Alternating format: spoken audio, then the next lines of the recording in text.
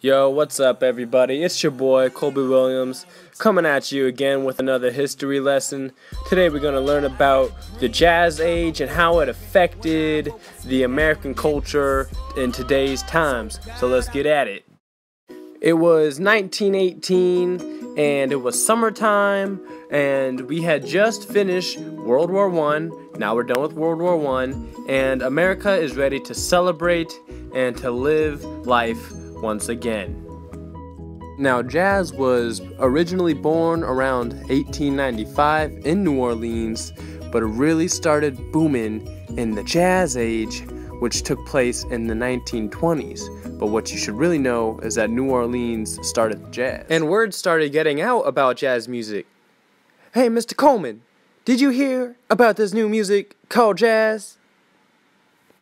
Why, yes, Mr. Brown, I did. I heard about that jazz music, and I got to say, I love it. The Jazz Age inspired a lot of Americans to think and live differently, and some of the artists who really pushed the Jazz Age to its success are Louis Armstrong, Billie Holiday.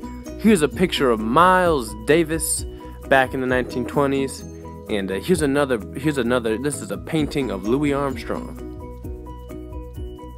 Yo, before I move on any forward, I want to give a quick shout out to my favorite teacher, Mrs. Vreend. Miss Vreend, I know we have our ups and downs sometimes, so I want to let you know I truly appreciate you and everything you do for me. Thank you.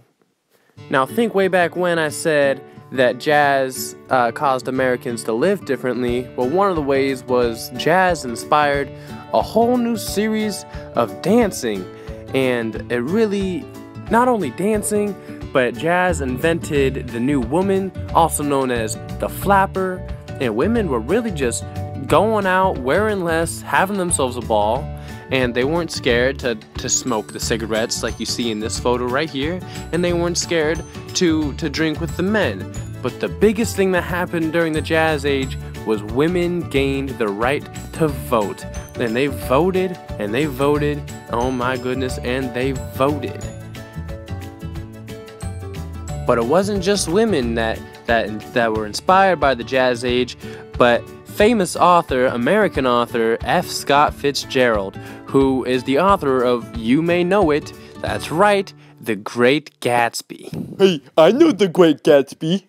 Hey. Now, I know I'm running out of time here, so real quick, before I do, I'm going to give you a fun fact.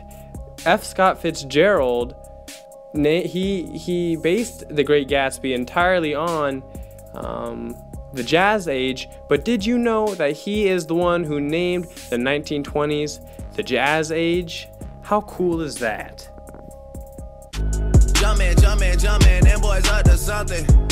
They just spent like 2 or 3 weeks out the country. Now, unfortunately,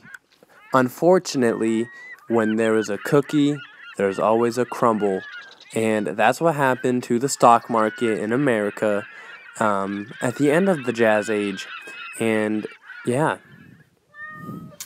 Yeah, so that's jazz music, and without jazz music, really, the American culture would be different today. I truly think so. I truly believe that, and not only would the culture be different, but the Roaring 20s wouldn't really be the Roaring 20s, you know what I mean? Yeah, that's right. And so, yeah, the Jazz Age was an important time in American history, and I'm really glad that I could teach you about that today. And I'm signing off. This is me, Colby, and I love you all. Mwah.